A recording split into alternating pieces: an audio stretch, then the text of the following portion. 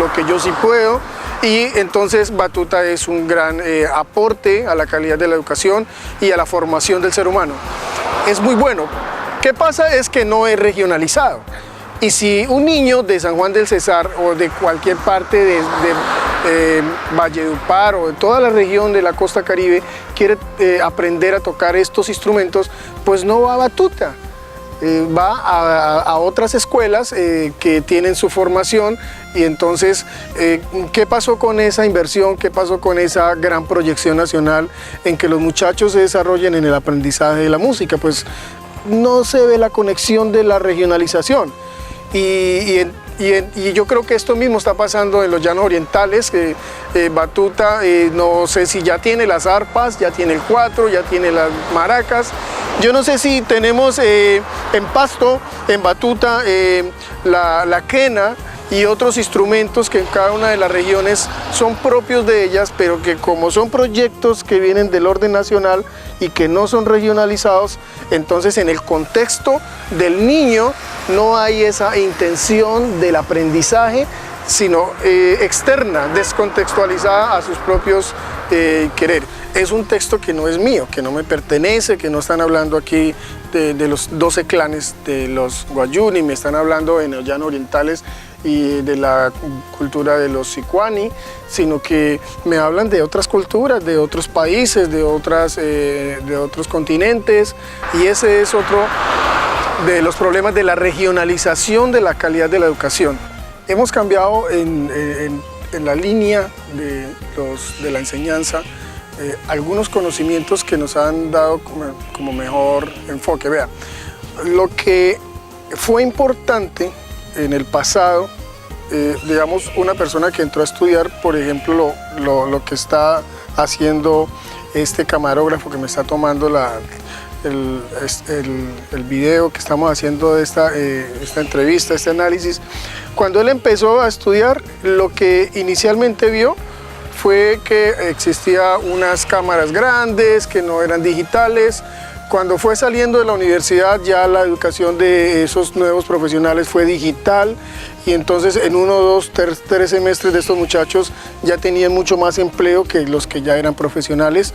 Quiere decir que la educación en el tiempo se va volviendo obsoleta, y esto nos pasa, y esa obsolescencia es lo que nosotros debemos reconocer hoy, que tenemos una estructura, que es una estructura de la enseñanza, que es una estructura del cumplir, que es una estructura que no es regional, que no es contextual y ya es obsoleta. En ese proceso de la obsolescencia de la educación es donde nosotros proponemos una nueva estructura, y esa estructura se llama la estructura del aprendizaje. Esta nueva estructura que nosotros proponemos le hemos llamado escuela competente, y es muy fácil, es muy sencilla.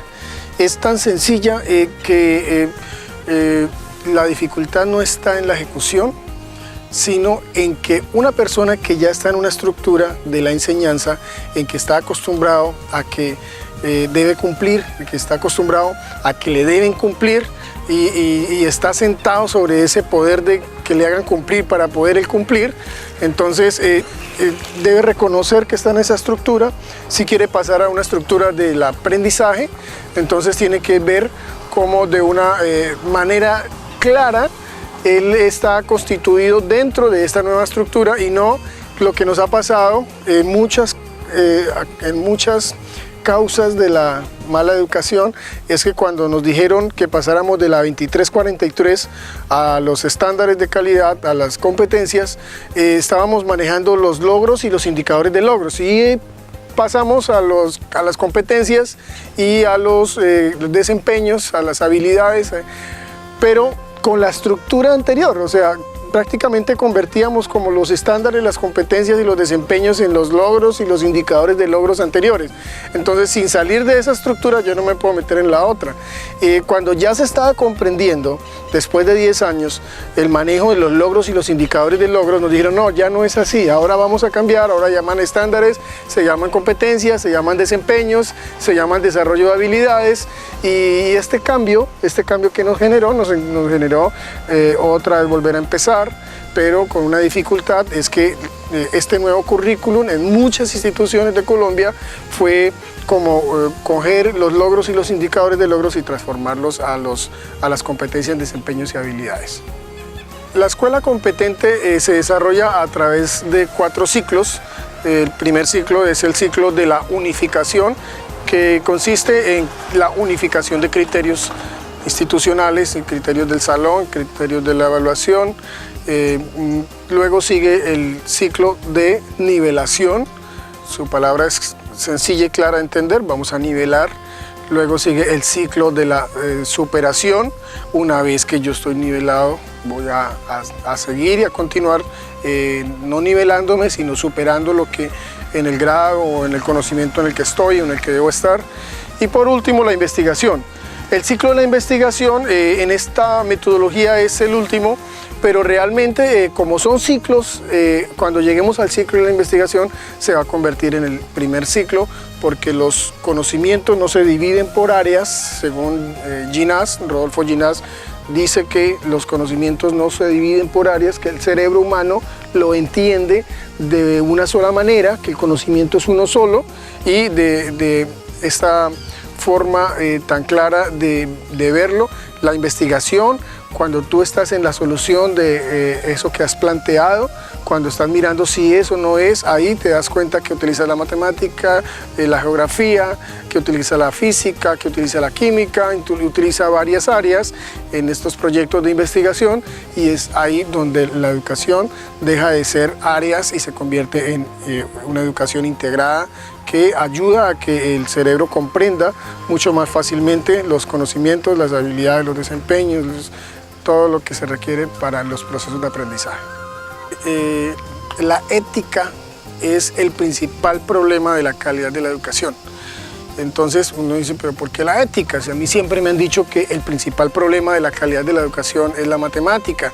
Si yo miro tipos de pensamiento, veo que 4 son matemáticos, 1 es lingüístico, 1 es artístico y el otro es espiritual. Yo digo 4 de 7, me la juego por 4.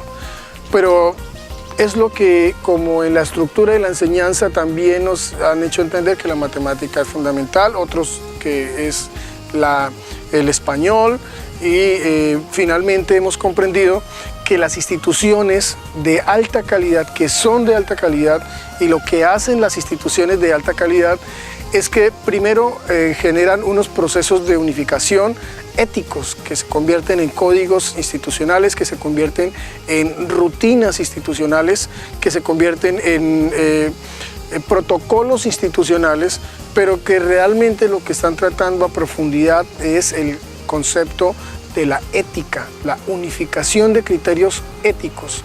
Un padre de familia, porque nos podamos comprender, un padre de familia llega, pierde a su hijo 2 materias, una de ellas que pierde es la materia de matemáticas, y se le acerca al profesor de matemáticas después de que ya atendió a los demás el día de la entrega de boletines y le dice: profesor, dígame por qué mi hijo perdió matemáticas. Y el profesor le contesta: su hijo perdió matemáticas porque no trae la tarea, su hijo perdió matemáticas porque es indisciplinado, no entra a clase y si está en clase sale cuando quiere, está molestando a los compañeros.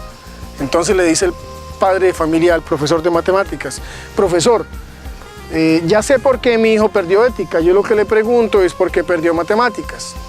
Ahí hay una lógica, y es que cada vez que se le pregunta a un profesor por estudiantes que han perdido, ellos hacen una fuerte referencia a una manifestación clara de que el problema del aprendizaje en esa área de conocimiento es la ética, son factores éticos. Haga la tarea, son compromisos académicos, eso es ética.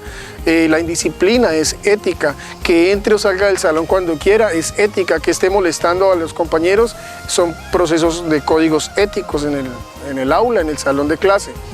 Cuando hablamos de la unificación, el ciclo unificación de criterios, ahí el primer proyecto que desarrollamos es el Plan de Desarrollo Educativo Institucional, el PDEI.